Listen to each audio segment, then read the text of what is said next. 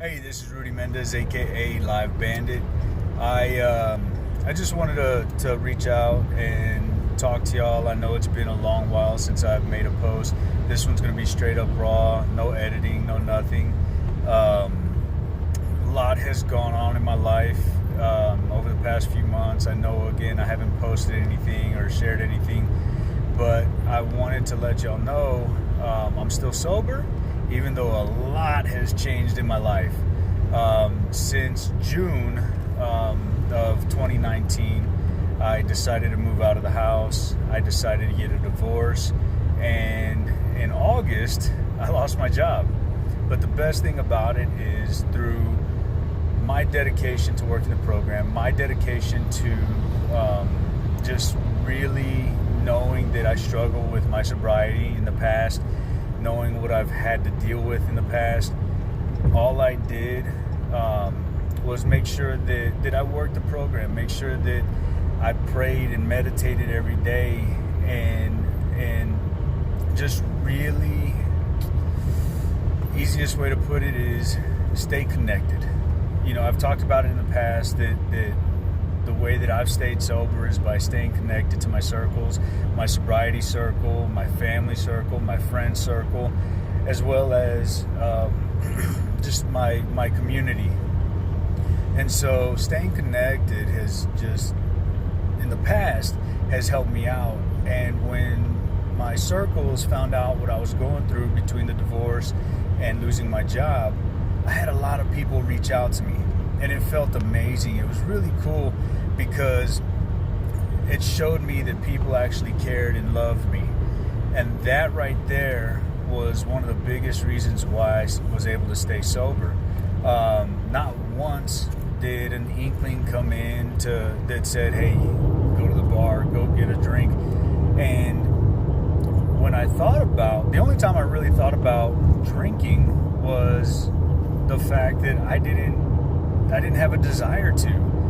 And it was really cool because, you know, later on, actually pretty recently, I was talking to one of my other sober buddies, and I shared with him that if I did decide to go to a bar, and if I did decide to get a drink, I'd probably be dead because of where I was in my addiction. I mean, the last 6 months of my drinking career, I was doing 3 bottles of vodka a day, just to subside the pain and the angst that I was going through.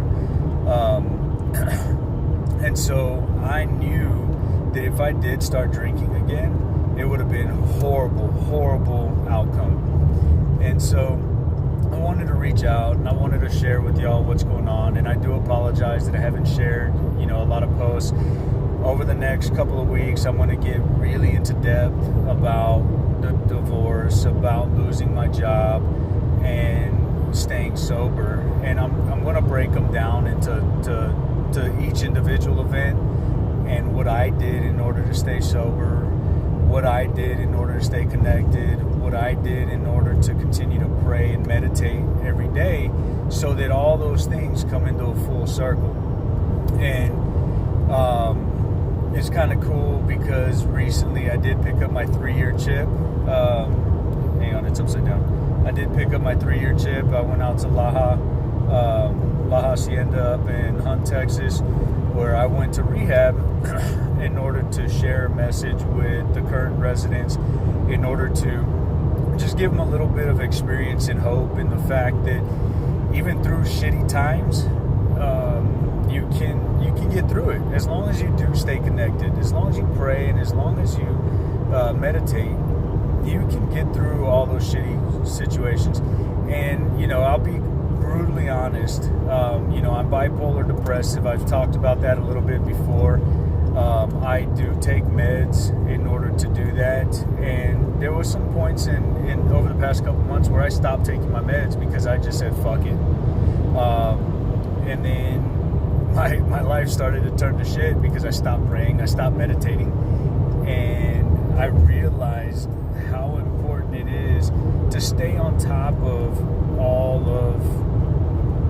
of the tools, all the medication, in order to stay sober. And part of my medication is, my head meds is what I call them, being bipolar depressive. So staying on top of my head meds, but also the medication of prayer and meditation and staying connected. And I call that medicine too, because if I don't do those, or if I don't take them, my life is jacked. And I can't afford for my life to be jacked, because I will die. I will go back out and I will die. I've got people in my life that actually love me. I've got people in my life that treat me well. Again, I'm no angel, and I will always say that I'm no angel. I did have a hand in the demise of my marriage. I was married for 16 years, but I did have a hand in the demise of my marriage. I had a hand in the end of my career with where I was working at. And